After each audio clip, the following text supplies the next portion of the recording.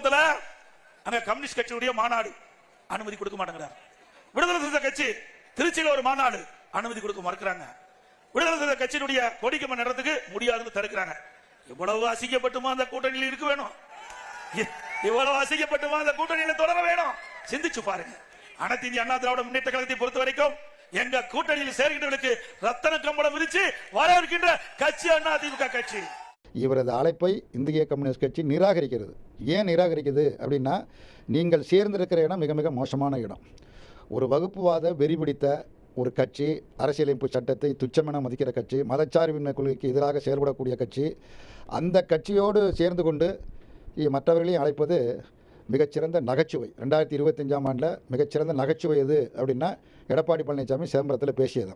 அது மட்டும் இல்லை, ரத்தன கம்பளம் விரித்து வரவேற்கிற ரத்தன கம்பளம் அல்லது அவர் போயிட்டு இருக்கிற அந்த கம்பளம் வந்து இரத்தக்கரை படிந்த கம்பளம். அது இரத்தக்கரை படிந்த கம்பளம்.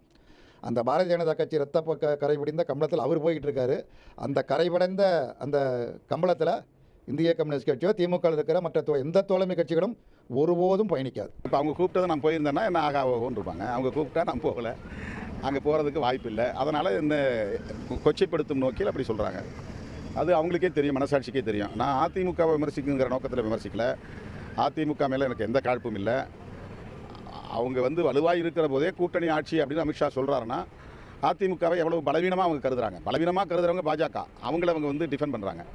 ஐயோ அது பலவீனப்பட்டு விடக்கூடாதேன்னு கவலைப்படுற எண்ணம் வந்து விமர்சனம் பண்ணுறாங்க. இதுதான் அதிமுகவுடைய அணுகுமுறையாக இருக்கிறது.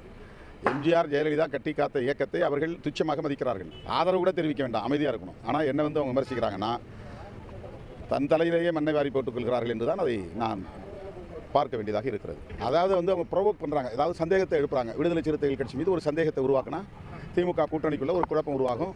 அதன் மூலமாக வந்து ஒரு விரிசலை ஏற்படுத்த முடியும் அப்படிங்கிறது அவங்களுடைய எதிர்பார்ப்பாக இருக்கிறது.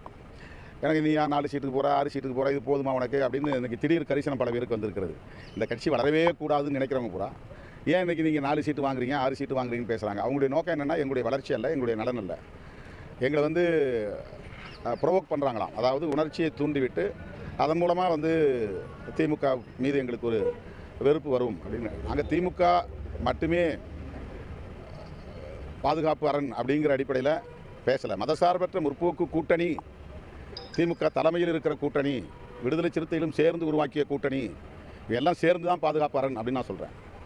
பாஜக என்கிற மதவாத சக்திகளை எதிர்கொள்வதற்கு மதசார்பற்ற முற்போக்கு கூட்டணி ஒரு பாதுகாப்பு அரண். அந்த மதசார்பற்ற முற்போக்கு கூட்டணியை உருவாக்கியதில் அல்லது அதை பாதுகாப்பதில் அதில் இடம்பெற்றுள்ள ஒவ்வொரு கட்சிக்கும் பங்கு உண்டு. அது விடுதலை சிறுத்தைகள் கட்சிக்கும் பங்கு உண்டு. அந்த அடிப்படையில் தான் நாங்கள் வந்து